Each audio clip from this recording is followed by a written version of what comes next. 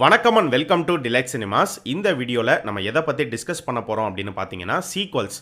தமிழ் சினிமாவை பொறுத்த வரைக்கும் இது வரைக்கும் பார்த்தீங்கன்னா நிறைய படங்களுடைய சீக்வல்ஸ் ரிலீஸ் ஆயிருக்கு. இதுக்கப்புறமும் நிறைய படங்களுடைய சீக்வல்ஸ் ஒவ்வொன்றா வந்து ரிலீஸ் ஆக போகுது. ஆனால் இது வரைக்கும் ரிலீஸ் ஆன சீக்வல்ஸோடைய சக்ஸஸ் ரேட் அப்படின்னு பார்க்கும்போது ரொம்பவே கம்மி. நிறைய படங்கள் தோல்வி தான் அடைஞ்சிருக்கு. ஒரு சில படங்கள் மட்டும்தான் வெற்றி அடைஞ்சிருக்கு. இந்த சீக்வல்ஸ் ஆபத்திலிருந்து எஸ்கேப் ஆயிருக்கு. ஏன் தமிழ் சினிமாவில் சீக்வல்ஸ் பெரிய அளவில் ஒர்க் அவுட்டே ஆகிறது இல்லை? இதுக்கு பின்னாடி இருக்கக்கூடிய காரணம் என்ன? முதல்ல ஒரு படத்துக்கான சீக்வல் எப்படி உருவாகுது அப்படின்னு பார்க்கும்போது இதிலே பார்த்தீங்கன்னா பல வகைகள் இருக்குது. இதில் ஃபர்ஸ்ட் பார்த்தோம் அப்படின்னா ஒரு கதையை எழுதி முடிக்கும் போது அந்த கதையை எழுதின ரைட்டர் அண்ட் டைரக்டருக்கு இந்த கதையை ஒரு படமாக எடுக்க முடியாதுங்கிறது அவங்களுக்கு நல்லாவே தெரியும். அப்போ அவங்க என்ன பிளான் பண்ணுவாங்கன்னா பார்ட் 1 பார்ட் 2 ரெண்டாக பிரித்து எடுக்கலாம் அப்படின்னு முடிவு பண்ணி ரைட்டிங்லே அந்த கதையை வந்து இங்கேருந்து இது வரைக்கும் பார்ட் 1 இங்கேருந்து இது வரைக்கும் பார்ட் 2 அப்படின்னு பிரிச்சுருவாங்க. பிரிச்சுட்டு ஷூட்டிங் போகும்போது என்ன முடிவு பண்ணுவாங்கன்னா சில பேர் வந்து ஃபஸ்ட்டு நம்ம பார்ட் 1 மட்டும் எடுத்து முடிச்சிடலாம், அந்த படத்தை எடுத்து ரிலீஸ் பண்ணுவோம், அதுக்கு கிடைக்கிற வரவேற்பு சக்ஸஸ் அதெல்லாம் பார்த்துட்டு பார்ட் 2 பற்றி முடிவு பண்ணிக்கலாம் அப்படிங்கிற ஒரு முடிவுக்கு வருவாங்க. இதுக்கு ஒரு எக்ஸாம்பிள் சொல்லணும் அப்படின்னா கங்குவா படம் இந்த மாதிரி தான் வந்து பிளான் பண்ணியிருக்காங்க. படத்தோடைய ப்ரொடியூசரே வந்து சொல்லியிருந்தாரு. ஸோ கங்குவா வந்து கதை எழுதும் போதே பார்ட் 1 பார்ட் 2 ரெண்டு பாகத்துக்குமே கதை எழுதி முடிச்சு ரெடியாக தான் இருக்கு. ஆனால் இப்போ இவங்க எடுத்திருக்கிறது பார்ட் 1 உடைய ஷூட்டிங் மட்டும்தான். ஸோ பார்ட் 1 அக்டோபர் 10 ரிலீஸ் ஆகுது. இந்த படம் ரிலீஸ் ஆனதுக்கு அப்புறமா பார்ட் 2க்கான ஷூட்டிங் வந்து 2025 இல்லை 26ல வந்து ஸ்டார்ட் பண்ணுவோம் அப்படிங்கிற மாதிரி ஞானவேல் ராஜா சொல்லியிருந்தாரு. ஸ்டார்ட் பண்ணி 27ல ரிலீஸ் ஆகும் அப்படின்னு சொல்லியிருந்தாரு. இதுல டைப் 2 என்ன அப்படின்னு பார்த்தீங்கன்னா ஒரு கதை ரெண்டு பாகமா பிரிஞ்சதுக்கு அப்புறமா தனித்தனியா ஷூட்டிங் போகாம பார்ட் 1 அண்ட் பார்ட் 2 ரெண்டுத்தையும் சேர்த்து ஒரே படமா ஷூட்டிங்கை கம்ப்ளீட் பண்ணி முடிச்சிருவாங்க. ரிலீஸ்னு வரும்போது ஃபர்ஸ்ட் பார்ட் 1 ரிலீஸ் பண்ணுவாங்க. பார்ட் 1 ரிலீஸ் ஆகி கொஞ்சம் மாசங்களுக்கு அப்புறமா பார்ட் 2 கொண்டு வருவாங்க. இதுக்கான ஒரு எக்ஸாம்பிள் டைரக்டர் மணிரத்னமுடைய பொன்னியின் செல்வன். அடுத்து டைப் 3 என்ன அப்படின்னு பார்த்தீங்கன்னா இந்த கேட்டகரியில தான் நிறைய சீக்வல்ஸ் தமிழ் சினிமாவில் ரிலீஸ் ஆயிருக்கு. இப்போ ஒரு டைரக்டர் இருக்காரு அப்படின்னா அவர் ஒரு கதை எழுதி ஒரு படம் எடுப்பாரு. ஆனால் ஆரம்பத்தில் அந்த படத்துக்கு சீக்வலுக்கான ஐடியாவோ இல்லை சீக்வல் கதையோ அவர்கிட்ட இருக்காது. ஒரு படமாக தான் அவர் எழுதியிருப்பாரு, அதை படமாக்கியிருப்பாரு. அந்த படம் ரிலீஸ் ஆகி மிகப்பெரிய வெற்றி அடைஞ்சிரும். அந்த படம் அதுக்குன்னு ஒரு தனி பேரை சம்பாரிச்சிரும், தனி ரசிகர் கூட்டத்தையே சம்பாரிச்சிரும். அப்படி அந்த படம் பயங்கர ஹிட் ஆகி ஃபேமஸ் ஆனதுக்கு அப்புறமா சரி இந்த படத்துக்கு மக்கள் மத்தியில் நல்ல ஒரு வரவேற்பு இருக்கு, அதனால இந்த படத்துக்கு ஒரு சீக்வல் பிளான் பண்ணலாம் அப்படிங்கிற ஒரு முடிவுக்கு வருவாங்க. அந்த சீக்வல் பண்ணும்போது அந்த படத்துக்கு ஒரு ஓப்பனிங்கும் கிடைச்சிரும், படம் பிஸ்னஸும் ஆயிடும். நீங்கள் பார்த்தீங்கன்னா ஃபேமஸான ஹிட்டான படங்களுக்கு தான் சீக்வலே வந்து பிளான் பண்ணுவாங்க. அதுக்கு முக்கிய காரணமே பிஸ்னஸ் தான். ஸோ இந்த கேட்டகரியில் பார்த்தீங்கன்னா பார்ட் 2க்கான ஐடியா அண்ட் ஸ்டோரிலாம் வந்து புதுசாக தான் யோசிப்பாங்க. பார்ட் 1 இங்கே முடிச்சிருக்கோம், இங்கேருந்து பார்ட் 2 எப்படி எடுத்துகிட்டு போகலாம், என்னென்னலாம் பண்ணலாம் அப்படின்னு வந்து ஃப்ரெஷ்ஷாக தான் யோசிப்பாங்க. அது தப்பு கிடையாது. ஆனால் இந்த ப்ராசஸில் தான் பல படங்கள் வந்து தோல்வி அடைஞ்சிருக்கு. ஏன்னா பொதுவாக நீங்கள் பார்த்தீங்கன்னா எந்த எக்ஸ்பெக்டேஷனும் இல்லாமல் படம் பார்க்க வாங்க அப்படின்னு சொல்லி நிறைய பேர் சொல்லுவாங்க. ஆனால் ஒரு படத்தோடைய சீக்வல் ரிலீஸ் ஆகும்போது நீங்கள் என்ன தான் இந்த டயலாக் சொன்னாலும் ஆட்டோமேட்டிக்காக ஆடியன்ஸ் கிட்ட ஒரு எக்ஸ்பெக்டேஷன் அப்படிங்கிறது இருக்கும். ஏன்னா அவங்க ஏற்கனவே பார்ட் 1 படத்தை பார்த்து அந்த படம் பிடிச்சி போய் ஃபேன் ஆனதுனால தான் பார்ட் 2 பார்க்க வராங்க. ஸோ பார்ட் 1ல கதை இப்படி இருந்தது, கதாபாத்திரங்கள் இப்படி இருந்தது, சீன்ஸ்லாம் சூப்பராக இருந்தது, காமெடி ஒர்க் அவுட்டாக இருந்தது, சாங்ஸ்லாம் இப்படி இருந்தது அப்படின்னு சொல்லி ஒரு எதிர்பார்ப்பு இருக்கும். ஸோ இந்த படத்துக்கு இப்போ பார்ட் 2 பண்ணுறாங்கன்னா பார்ட் 2ல கதையை எப்படி கொண்டு போக போகிறாங்க, எப்படி முடிக்க போகிறாங்க, பார்ட் 1லேருந்து 2 எவ்வளோ டிஃபரன்ஷியேட் பண்ணி காட்ட போகிறாங்க, பார்ட் 1 விட 2 பெட்டராக இருக்கணும் அப்படிங்கிற ஒரு எண்ணத்தில் தான் எல்லாருமே வந்து நினைப்பாங்க. அப்படி தான் படமும் பார்க்க வருவாங்க. ஸோ இதை சாட்டிஸ்ஃபை பண்ணுறது தான் ரொம்பவே கஷ்டம். இந்த கேட்டகரிக்கு நிறைய எக்ஸாம்பிள்ஸ் நம்ம சொல்லிட்டே போகலாம். ரீசெண்ட் டைம் எக்ஸாம்பிள் என்ன அப்படின்னு பார்த்தீங்கன்னா இந்தியன் 2. இந்தியன் வந்து பயங்கரமான ஒரு படம். அந்த படத்துக்கு சீக்வல் வருது அப்படிங்கும் போது அந்த படத்தை விட பார்ட் 2 பயங்கரமாக இருக்கணும், அட்லீஸ்ட் அந்த படத்துக்கு ஈக்குவலாகவாச்சும் இருக்கணும். ஆனால் இந்த இந்தியன் 2 பார்த்தீங்கன்னா அப்படியே டவுனில் போயிடுச்சு. இதே மாதிரி தான் சந்திரமுகி பார்ட் 2 படமும். சந்திரமுகி பார்ட் 2லாம் யாருமே கேட்கவே கிடையாது, கேட்காத ஒரு சீக்வல். ஆனால் நாங்கள் பார்ட் 2 எடுப்போம், நீங்கள் பார்த்தே ஆகணும் அப்படின்னு சொல்லி படத்தை எடுத்து சொதப்பி வச்சுட்டாங்க. சந்திரமுகி படம்லாம் சூப்பர் ஸ்டாருக்கு பயங்கரமாக ஓடின ஒரு படம். அந்த படத்தை கெடுக்கிற அளவுக்கு தான் பார்ட் 2 அமைஞ்சிருந்தது. இதே மாதிரி சாமி ஸ்கொயர் எடுத்துக்கிட்டோம் அப்படின்னா சாமி படத்தை எடுத்த ஹரி தான் சாமி ஸ்கொயரும் எடுத்தார். பட் சாமி பார்த்தீங்கன்னா சூப்பரான ஒரு கமர்ஷியல் ஃபிலிம், இப்போ பார்த்தாலுமே நல்லாயிருக்கும். ஆனால் சாமி ஸ்கொயர் அதுக்கு அப்படியே ஆப்போசிட்டாக போய் முடிஞ்சிருச்சு. இதே மாதிரி ஜீவாவுடைய கெரியரில் one of the best film, அவருக்கு பயங்கரமாக ஓடின ஒரு படம் எது அப்படின்னு பார்த்தீங்கன்னா கோ படத்துக்கு பார்ட் 2 எடுக்கிறேன் அப்படின்னு சொல்லி பாபி சிம்மா வச்சு எடுத்து அந்த படத்தையுமே வந்து சொதப்பிட்டாங்க. அதே மாதிரி விஜய் ஆண்டனிக்கு பார்த்தோம் அப்படின்னா பிச்சைக்காரன் செமையான ஒரு சக்ஸஸ்ஃபுல் ஃபிலிமாக அமைஞ்சிருந்தது. அதுக்கு பார்ட் 2 எடுக்கிறேன், அந்த படத்தை நானே டைரக்ட் பண்ணுறேன் அப்படின்னு சொல்லி அந்த படத்தையுமே வந்து கிரிஞ்சு பண்ணி வச்சுருந்தாங்க.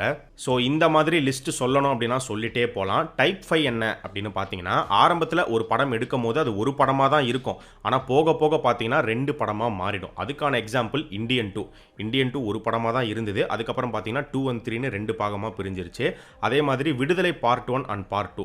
ஃபர்ஸ்ட் பார்த்தீங்கன்னா விடுதலை ஒரு படமாக தான் இருந்தது. ஆனால் ஷூட்டிங் போக போக கதையை வந்து அப்படியே எக்ஸ்டெண்ட் பண்ணிட்டே போயிட்டு பார்ட் 1 அண்ட் பார்ட் 2ன்னு 2 பாகமாக பிரிஞ்சிருச்சு. அடுத்து பார்த்தீங்கன்னா டைப் 6. இது என்ன கேட்டகரி ப்ரோ அப்படின்னு கேட்டிங்கன்னா பார்ட் 1 இருக்கட்டும், 2 இருக்கட்டும், 3 இருக்கட்டும், 4 இருக்கட்டும், எத்தனை பார்ட் வேணாலுமே வச்சுக்கோங்க.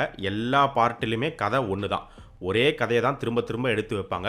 சின்ன சின்ன சேஞ்சஸ் மட்டும் பண்ணுவாங்க. லைட்டாக பட்டி டிங்கரிங் பண்ணி இது பார்ட் 1, இது பார்ட் 2, இது அடுத்த பார்ட் அப்படிங்கிற மாதிரி நம்மளே நம்ப வைப்பாங்க. ஸோ இந்த கேட்டகரிக்கு நான் எக்ஸாம்பிள் கொடுக்கணுங்கிற அவசியமே கிடையாது. இந்நேரம் உங்களுக்கே வந்து தெரிஞ்சிருக்கும். இந்த மாதிரி சீக்வல்ஸ்லேயே பல வகைகள் அப்படிங்கிறது இருக்குது. சரி, இது வரைக்கும் தமிழ் சினிமாவில் வந்த சீக்வல்ஸ்லேயே பெஸ்ட் சீக்வல் எது அப்படின்னு பார்க்கும்போது என்னை பொறுத்த வரைக்கும் பார்த்தீங்கன்னா சிங்கம் 2 நான் சொல்லுவேன். சிங்கம் வந்து நல்ல ஒரு கமர்ஷியல் என்டர்டெய்னர் படமாக அமைஞ்சிருந்தது. அந்த படத்துக்கு பார்ட் 2 வரப்போகுது அப்படின்னு கேள்விப்படும் போது ஒரு எதிர்பார்ப்பு கிரியேட் ஆச்சு. அந்த எதிர்பார்ப்பை அந்த சிங்கம் 2 படம் சாட்டிஸ்ஃபை பண்ணுச்சு அப்படின்னு தான் சொல்லணும். ஒரு சில பேர் என்ன சொல்லுவாங்கன்னா, சிங்கம் 2 நல்ல படம் தான் ப்ரோ, ஆனால் என்ன இருந்தாலும் 1 அளவுக்கு கிடையாது அப்படின்னு சொல்லுவாங்க. பட் என்னை பொறுத்த வரைக்கும் 1 and 2 ரெண்டுமே வந்து தரமாக இருந்துச்சு. 3 தான் பெருசாக ஒர்க் அவுட் ஆகலை. அடுத்து தமிழ் சினிமாவில் ஒரு அண்டர் ரேட்டட் சீக்வல் அப்படின்னு பார்க்கும்போது என்னை பொறுத்த வரைக்கும் நான் பில்லா 2 படத்தை சொல்லுவேன். எல்லாருமே பில்லா படம் பார்த்துருப்பீங்க. நிறைய பேருக்கு பில்லா வந்து ஃபேவரட் ஃபிலிமாக கூட இருக்கலாம். பில்லா எப்படி நல்ல படமோ அதே அளவுக்கு பில்லா 2மே நல்லா தான் இருக்கும். ராவாக எடுத்திருப்பாங்க. அந்த படத்துக்கு ஏ சர்டிஃபிகேட் தான் வந்து கொடுக்கப்பட்டுச்சு. என்ன கேட்டால் பில்லாவை விட பில்லா 2 நல்லாவே இருந்தது. ஆனால் அந்த படம் பெருசாக வந்து ஓடலை. தமிழ் சினிமாவில் ஒரு சில சீக்வல்ஸ் வந்து பார்த்தீங்கன்னா பெரிய அளவில் சக்ஸஸ் ஆகலை அப்படின்னாலும் பார்ட் 1க்கு ஈக்குவலாகவோ இல்லை பார்ட் 1க்கு மேலே இல்லைனாலும் ரொம்ப மோசமாக இல்லாமல் எஸ்கேப் ஆன படங்களும் இருக்குது. இப்போ ஜிகிர்தண்டா XX எடுத்துக்கலாம். அதே மாதிரி சென்னை 28 பார்ட் 2, அதுக்கப்புறமா 2.0, இது எல்லாமே பார்த்தீங்கன்னா ஒஸ்ட் அப்படிங்கிற மாதிரிலாம் சொல்லிட முடியாது. ஆனால் கண்டிப்பாக பார்ட் 1க்கு ஈக்குவல் கிடையாது. பார்ட் 1 விட பிலோ தான். ஸோ இந்த மாதிரி ஒரு சில சீக்வல்ஸ் வந்து டீசெண்டாக ஓடி இருந்தாலும் மெஜாரிட்டியாக தமிழ் சினிமாவில் நீங்கள் பார்த்தீங்கன்னா நிறைய சீக்வல்ஸ் வந்து ஃபெயிலியர் தான் இருக்குது. ஒரு சீக்வல்னா எப்படி இருக்கணும் அப்படின்னு சொல்கிறதுக்கு என்கிட்ட ஒரு எக்ஸாம்பிள் இருக்குது. ஆனால் அந்த படம் வந்து தமிழ் படம் கிடையாது, ஒரு மலையாள படம். ஒரு சீக்வல்னா இப்படி தான் இருக்கணும் அப்படின்னு கண்டிப்பாக இந்த படத்தை நீங்கள் எடுத்து சொல்லலாம். அது என்ன படம் அப்படின்னு பார்த்தீங்கன்னா, ஜீத்து ஜோசஃபோடைய இயக்கத்தில் மோகன்லால் நடித்து ரிலீஸ் ஆன திருஷ்யம் 2. திருஷ்யம் பார்ட் 1 எடுத்துக்கிட்டோம் அப்படின்னா மிகப்பெரிய பிளாக் பஸ்டர் ஹிட்டான ஒரு ஃபிலிம். அவ்வளோ பெரிய ஹிட் ஆனதுனால தான் அந்த படத்தை பல லாங்குவேஜஸில் ரீமேக் பண்ணாங்க. ஆனால் அந்த டைமில் படத்தோடைய டேரக்டரான ஜீத்து ஜோசப்க்கு திருஷ்யம் 2 பற்றின ஐடியாவோ ஸ்டோரியோ எதுவுமே கிடையாது. திருஷ்யம் அப்படிங்கிற ஒரு கதையை எழுதி அதை படமாக பண்ணி ரிலீஸ் பண்ணாரே தவிர அந்த படம் ரிலீஸ் ஆனதுக்கு அப்புறம் கூட திருஷ்யம் 2 பற்றிலாம் அவர் பெருசாக வந்து யோசிக்கல. எந்த ஒரு ஐடியாவும் அவருக்கு வரல. எப்போ ஐடியா வந்திருக்கு அப்படின்னு பார்த்தீங்கன்னா கோவிட் டைமில் தான். ஸோ கோவிட்ல தான் திருஷ்யம் 2க்கான ஒரு ஸ்பார்க் அவருக்கு கிடச்சி இதை வந்து டெவலப் பண்ணால் நல்லாயிருக்கும் அப்படிங்கிற மாதிரி அவருக்கு தோணிருக்கு. இந்த ஐடியாவை உடனே அவர் மோகன்லால் கிட்ட ஷேர் பண்ணியிருக்காரு. மோகன்லாலும் கேட்டுட்டு அவருக்கு ரொம்ப பிடிச்சி போய் இதை டெவலப் பண்ணுங்க, நம்ம படமாக பண்ணலாம் அப்படின்னு சொல்ல போக பயங்கர ஸ்பீடாக எடுத்து முடிச்சு சுட சுட ரிலீஸ் ஆன ஒரு படம் தான் திருஷ்யம் 2. என்ன ஒரு குறை அப்படின்னு பார்த்தீங்கன்னா அந்த படம் தேட்டருக்கு வரல. தேட்டருக்கு மட்டும் வந்திருந்துச்சு அப்படின்னா பயங்கரமாக இருந்திருக்கும், பயங்கரமான கலெக்ஷன் பண்ணியிருக்கோம். அது கோவிட் டைம் அப்படிங்கிறதுனால இவங்க டைரக்ட் ஓடிடி அமேசான் பிரைமுக்கு கொடுத்துட்டாங்க. இதனாலேயே அந்த டைம் கேரளா தியேட்டர் ஓனர்ஸ் எல்லாருமே இந்த மூவி டீம் மேலே செம கடுப்பில் தான் வந்து இருந்தாங்க. திருஷ்யம் 2 ஓடிடியில் வரும்போது பெரிய ஒரு எதிர்பார்ப்பு இருந்தது. திருஷ்யம் பயங்கரமான ஒரு படம், இந்த பார்ட் 2வும் அதே அளவுக்கு இருக்குமா, என்ன பண்ணி வச்சிருக்காங்கன்னு தெரியல அப்படிங்கிற மாதிரி இருந்தது. படம் ஆரம்பிச்சு ஃபஸ்ட்டு ஒரு மணி நேரம் நீங்கள் பார்த்தீங்கன்னா எந்த ஒரு த்ரில்லிங்கும் இருக்காது. ஒரு ஃபேமிலி ட்ராமா மாதிரி ஸ்லோவாக தான் வந்து போயிட்டுருக்கும். அந்த ஃபஸ்ட்டு 1 hour பார்க்கும்போது என்னடா படம் இது அப்படிங்கிற மாதிரி ஒரு ஃபீல் கூட கொடுத்துருக்கோம். ஆனால் கரெக்டாக அந்த 1 hourக்கு அப்புறமா ஒரு ட்விஸ்ட் ஒன்று ரிவீல் பண்ணுவாங்க. இவங்க வீட்டு பக்கத்தில் ஒரு ஹஸ்பண்ட் அண்ட் ஒய்ஃப் இருப்பாங்க. அவங்க சாதாரண ஆளுங்களில் இவங்கள வாட்ச் பண்ணிட்டு இருக்கிற ஒரு போலீஸ் அப்படிங்கிற அந்த ஒரு ட்விஸ்ட் ரிவீல் பண்ணுவாங்க. ஸோ அந்த ட்விஸ்ட்லேருந்து இந்த படம் பார்த்தீங்கன்னா டேக் ஆஃப் ஆகி கடைசியாக கிளைமேக்ஸ் பீக்கில் கொண்டு போய் முடிப்பாங்க. ஃபஸ்ட்டு 1 hourல வர சீன்ஸ் எல்லாமே வந்து இதெல்லாம் தேவையா அப்படிங்கிற மாதிரி தான் தோணும். ஆனால் படம் போக போக கடைசியாக பார்த்து முடிக்கும் போது தான் அந்த ஃபஸ்ட்டு 1 hourல எதுக்காக இந்த சீன்ஸ்லாம் வச்சிருக்காங்க அப்படிங்கிறது தெரிய வரும். அதுவுமே பர்பஸாக தான் வச்சிருப்பாங்க, சும்மாலாம் வந்து இருக்காது. செகண்ட் 1 hour பார்த்தீங்கன்னா பயங்கர விறுவிறுப்பாக எடுத்துகிட்டு போயிருப்பாங்க. ஜார்ஜ் குட்டி வந்து மாட்டிப்பாரா, எப்படி தப்பிப்பாரு, போலீஸ் வந்து இன்னும் கண்காணிச்சிட்டு இருக்காங்களா, இதுலேருந்து இவர் எப்படி எஸ்கேப் ஆக போறாரு அப்படிங்கிற ஒரு கியூரியாசிட்டியை பில்ட் பண்ணி போய் அங்கேயுமே ஒரு ட்விஸ்ட் வச்சு முடிச்சிருப்பாங்க. ஸோ அந்த இடத்துல தான் ஜார்ஜ் குட்டி அப்படிங்கிற அந்த கேரக்டரை வந்து இன்னுமே வந்து ஸ்ட்ராங் பண்ணி காமிச்சிருப்பாங்க. பார்ட் 1ல பார்த்தீங்கன்னா ஜார்ஜ் குட்டி வந்து ஒரு சாதாரண ஆள் இல்லை, கொஞ்சம் புத்திசாலி அப்படிங்கிற மாதிரி இருக்கும். இந்த படம் பார்க்கும்போது கொஞ்சம் புத்திசாலிலாம் இல்லை, பயங்கரமான ஒரு இன்டெலிஜென்ட் அப்படிங்கிற மாதிரி தான் அவருடைய கேரக்டர் வந்து காமிச்சிருப்பாங்க. அது செமையாகவே இருந்தது. ஸோ மொத்தமாக திருஷ்யம் 2 பார்த்து முடிக்கும் போது பார்ட் 1க்கு ஈக்குவல் அப்படிங்கிற மாதிரி இல்லாமல் பார்ட் 1 விட பெட்டரான ஒரு படமாக தான் திருஷ்யம் 2 இருந்தது. ஒரு சாட்டிஸ்ஃபைடான ஒரு சீக்வல். ஸோ உங்களுக்கும் கண்டிப்பாக இருந்திருக்கும் அப்படின்னு நினைக்கிறேன். ஒருவேளை இந்த படம் இல்லாமல் வேற ஏதாச்சும் ஒரு சீக்வல் உங்களுக்கு ஒரு சாட்டிஸ்ஃபைடான ஒரு சீக்வலாக இருந்துருந்துச்சு அப்படின்னா அது என்ன அப்படிங்கிறதுமே கமெண்ட் செக்ஷனில் சொல்லுங்கள். தமிழ் சினிமாவில் அடுத்து வரப்போகிற அப்கமிங் சீக்வல்ஸ் பற்றி பார்த்தோம் அப்படின்னா ஆக்டர் கார்த்திக்கு 3 படங்கள் இருக்குது. கைதி 2, சர்தார் 2, தீரன் 2. கைதி வந்து நல்ல ஒரு தரமான படமா லோகேஷ் கொடுத்திருந்தாரு. பட் கைதி 2 எப்படி இருக்க போகுது அப்படிங்கிறது தெரியல. கைதி 2க்கு பெரிய எதிர்பார்ப்பு இருக்கு. ஆனா கைதி வந்த டைம்ல எல்சியூங்கிறது ஒண்ணு கிடையாது. இப்போ எல்சியூலாம் உருவாயிருக்கு. ஸோ அந்த எல்சியூ கனெக்டை எப்படி கொண்டு வர போறாங்க, கதையாவும் பார்த்தீங்கன்னா எந்த ஒரு பாதிப்பும் இல்லாம எப்படி ஸ்ட்ராங்கா கொண்டு போய் முடிக்க போறாங்க அப்படிங்கிறத வெயிட் பண்ணி தான் பார்க்கணும். லோகேஷ் கனகராஜுக்கு கைதி 2 தாண்டி விக்ரம் 2 வேற இருக்கு. விக்ரம் 2 தான் எல்சியூக்கான ஒரு எண்டா இருக்க போகுது அப்படின்னு முன்னாடியே வந்து அவர் சொல்லியிருந்தாரு. அந்த படத்துக்கும் ஒரு எக்ஸ்பெக்டேஷன் இருக்கு. பயங்கர கிராண்டா எடுப்பாங்க அப்படின்னு நினைக்கிறேன். ஆனா எப்போ எடுக்க போறாங்க அப்படிங்கிறது தெரியல. அண்ட் கார்த்தியோடைய சர்தார் 2 தீரன் 2க்கு வந்தோம் அப்படின்னா ரெண்டு படத்தோடைய டேரக்டர்ஸுமே தரமான டேரக்டர்ஸ். கண்டிப்பா ஒரு நல்ல ஒரு படத்தை கொடுப்பாங்க அப்படிங்கிற மாதிரி நான் நம்புறேன். அண்ட் டேரக்டர் ஹெச் வினோத்தோடைய சதுரங்க வேட்டை பார்ட் 2 அந்த படம் எடுத்து முடிச்சு இப்போ வரைக்குமே ரிலீஸ் ஆகாம இருக்கு. இனிமேயும் ரிலீஸ் ஆகுமா அப்படிங்கிறது தெரியல. ஆனா அந்த படமும் நல்ல ஒரு ஸ்டோரி அப்படிங்கிற மாதிரி தான் சொல்லப்படுது. அந்த படத்தை ஹெச் வினோத் டைரக்ட் பண்ணல, பட் ஸ்டோரி வந்து அவர் எழுதினது தான். இதே மாதிரி மிஷ்கினுடைய பிசாசு 2 பார்த்தீங்கன்னா அந்த படத்துக்கும் என்ன ஆச்சு அப்படிங்கிறது தெரியல. இப்போ வரைக்குமே வந்து ரிலீஸே ஆகாம கிடப்பில் போட்டு வச்சிருக்காங்க. பிசாசு 1க்கும் 2க்கும் எந்த ஒரு கனெக்ஷனும் கிடையாது. அது வேற கதை, இது வேற கதை. ஆனால் பிசாசு ஒரு நல்ல பேய் படமாக அமைஞ்சிருந்தது. மிஷ்கின் அவருடைய ஸ்டைலில் எடுத்திருந்தாரு. சரி, அதே மாதிரி பிசாசு 2 எப்படி எடுத்திருக்காரு அப்படின்னு பார்க்கும்போது அந்த படத்தை பற்றி இப்போ எந்த ஒரு நியூஸுமே கிடையாது. சீக்கிரமாக அந்த படத்தெல்லாம் கொண்டு வந்தாங்கன்னா நல்லா இருக்கும். டைரக்டர் மோகன் ராஜாக்கு தனி ஒருவன் 2 படம் இருக்கு. அனௌன்ஸ்மெண்ட்லாம் பண்ணியிருந்தாங்க. ஆனால் இப்போ வரைக்குமே வந்து ஷூட்டிங் ஆரம்பிக்கல. எப்போ ஆரம்பிக்க போறாங்க அப்படிங்கிறதுமே தெரியல. தனி ஒருவன் படம்னாலே நம்ம மைண்டுக்கு ஞாபகம் வருது சித்தார்த் அபிமன்யு. வில்லன் கேரக்டர் தான் பயங்கர ஃபேமஸ், பயங்கர ஹைலைட். ஸோ அதே மாதிரி இந்த படத்திலுமே யார் வில்லனா நடிக்க போறா, அவருடைய கதாபாத்திரம் எப்படி இருக்க போகுது அப்படிங்கிற ஒரு எதிர்பார்ப்பும் இருக்கு. டைரக்டர் நெல்சன் எடுத்துக்கிட்டோம் அப்படின்னா ஜெயிலர் ஒரு மிகப்பெரிய வெற்றி. அந்த படத்தோடைய வெற்றியை தொடர்ந்து ஜெயிலர் 2க்கான ஒர்க்கை ஏற்கனவே ஸ்டார்ட் பண்ணிட்டு தான் வந்து சொல்லப்பட்டுச்சு. ஆனால் ஜெயிலர் 2லாம் யாருமே கேட்கல. பட் நெல்சன் ஏதோ பண்றாரு. சரி, என்ன பண்றாரு அப்படிங்கிறத நம்ம பார்க்கலாம்.